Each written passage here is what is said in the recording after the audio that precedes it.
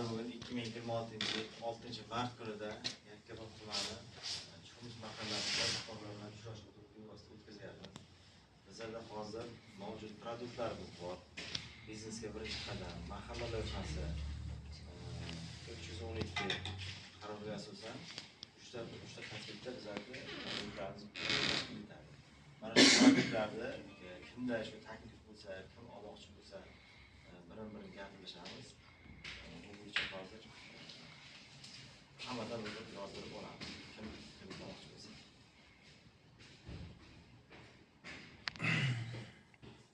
Mavjud savollaringiz bo'lsa, kredit olish imkon kerak bo'layotgan bo'lsa, savollaringizni berishingiz mumkin.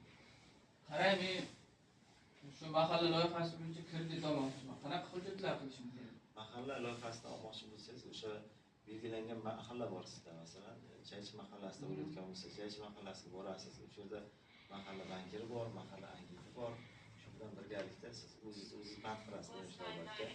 Keyin Maygov o'z ro'yxatdan o'tgan joyingizdan ma'lumotnoma olasiz. Keyin sug'urta yoki kafillik asosida kredit ajratamiz. Shu hujjatlarni taqdim etsangiz, sizga